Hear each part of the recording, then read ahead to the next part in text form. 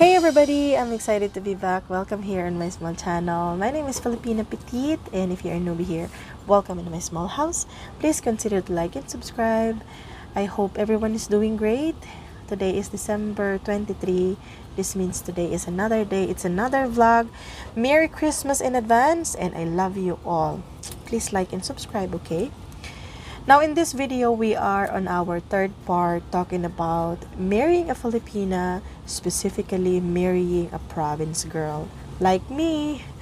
Since I am getting so many messages from my foreign viewers, if I could give you an idea on what to expect marrying in the province, marrying your Filipina girlfriend, village girl, regarding the estimated cost, civil wedding, church wedding, and even mass wedding. Please stay tuned because we will talk about that one by one. Take note that every provinces are different, okay? We have different wedding traditions, rules during the wedding. So I'm gonna use my province, example here. All right, and let's start first talking about mass wedding. So, if you are a short budget couple and you don't want to spend money, you can have the mass wedding. So, you just need to prepare your clothes and the wedding dress, and your fiance's dress. And voila, you can go to the venue. You will join these other couples who also wants to get married that are also short budgeted. So usually guys, mass wedding will be held in every municipalities. I think 90% of municipalities will conduct a mass wedding every June. If not, let's say February, because it's like Valentine's Day is a big deal for Filipinos, so we'll celebrate Valentine's Day seriously. And then the governor will do it. And imagine you didn't pay for anything, but after that, you will receive like 100 pounds of rice, groceries, or even money. So typically, newlyweds will just let their family cook at their house, and then they go directly and eat and celebrate at the bride's house. Or sometimes, if they are living together for so long, family are cooking in their house, and they will celebrate after that. So I think this is for me because I am wise, guys. Second that I want to discuss is all about the civil wedding. So regarding cost, for sure I am getting so many messages. I asked my aunt who let my cousins get married through civil wedding, and she said that they spent $1,000. So it's up to you if it's still huge or not, because at that time, my aunt needs to butcher pig, like one big pig. All right, and of course she needs to pay for someone who will do the makeup, because they are not living here, so they don't know a lot of people here in my village, like someone who will do the makeup and then the dress for the bride. Because as I've mentioned in my previous videos, if both Filipino are getting married, usually the man must shoulder everything, all the expenses for their wedding. So of course, if I am the bride and I am willing to at least share something, I can do that. But as a man, don't expect that we will share 20%, 40%, because we have still this old tradition where we what we do is that the man will shoulder almost everything. So some couples that I saw who got married through civil wedding, guys, they would just go to the restaurant and treat all the witness or parents from both sides who attended the wedding, and they will celebrate there. Or else some couple also, they will decided that it's better to celebrate at home after their family cook special lunch or meals for them. But I think it also needs some times to prepare, like the documents or marriage counseling or something like that. And during the actual day, you can just go to the mayor's office and he or she knows what to do.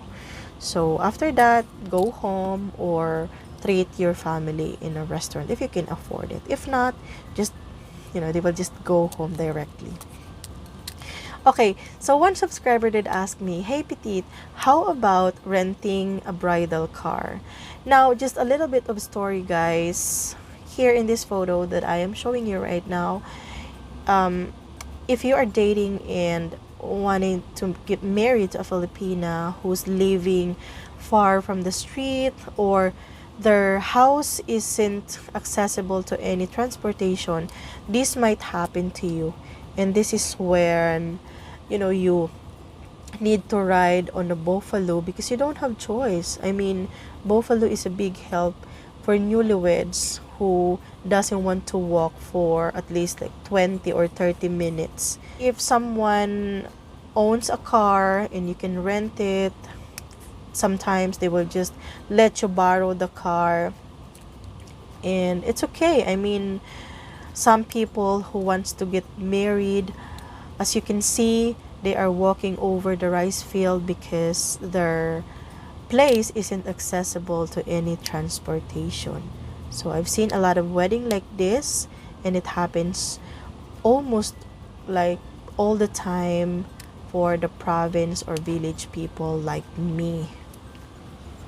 On our third topic, I want to discuss all about church wedding. So typically, let's begin first talking about church wedding. Let's say I am the bride and I am getting married to a Filipino man. During the preparation, up until the actual day, after the occasion, he needs to bring his people. These people will help to cook, to butcher all the pigs. By the way, usually, if you want to have a church wedding and you want to call it like a province extravagant wedding, guys, you need like at least 5 or 6 pigs. Because as I've said, hundreds and hundreds and hundreds of people would come and you cannot just stop them. So imagine, you need a lot of preparation, you need a lot of cash, plus a lot of things to pay like food, church fees. Red carpet, by the way, is the talk of the town here. Imagine getting married and giving your Filipina a red carpet while walking down the aisle will be talk of the town here in my place. So, bridal bouquet for sure, a real flower, a bridal car. People here in my village will call it extravagant already. Regarding food lobbies, if I am marrying a Filipino guy and the people from his side would do everything like cooking, butchering all the meat, do all the job, or serving all the guests on the actual day, and keeping everything after the occasion. That's the typical, helping Filipino culture.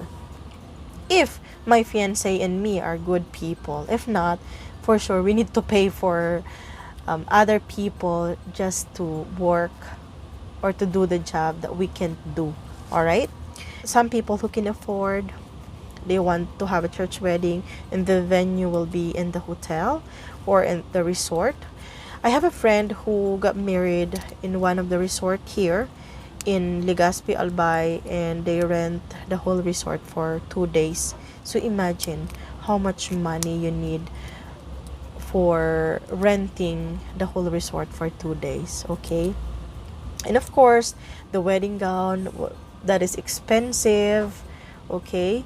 The gowns for your bridesmaid, groomsmen. So you will need a lot of budgeting if you want to have an extravagant wedding. Now, after the wedding, guys, money hanging, they will collect everything and they will give it to the newlywed for their start.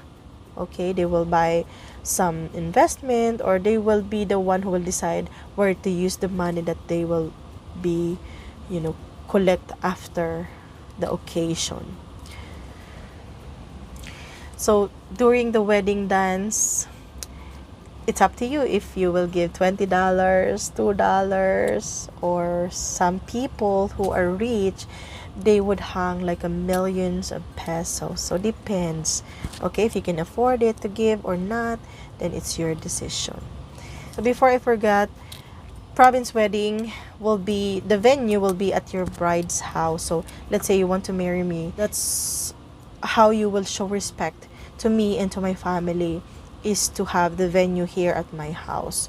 So now the question is that, how about if you as a foreign guy would marry a province girl? You don't have any family that, or people that will do the manpower, job before and after the wedding. So what I saw here is that foreign men in Filipina would just hire the coordinator for everything, and for sure the venue will be in the hotel or somewhere in a restaurant. That will be a good choice for you, since maybe you can afford the amount or the cost of the wedding, but the traditional wedding, you cannot just do that because you need a lot of help from people. Not unless you want to marry your Filipina through mass wedding or civil wedding, because it will not takes a lot of time and not takes a lot of manpower to do everything. Okay? Now for our question, guys, how much would be the cost for each and every wedding? The answer will be depends on which type of wedding you want and how much the budget you have. So that's all for today, lovies. For the questions, we will answer that on our Q&A. Thank you so much for watching, and see you in my next vlog. Bye! I love you all.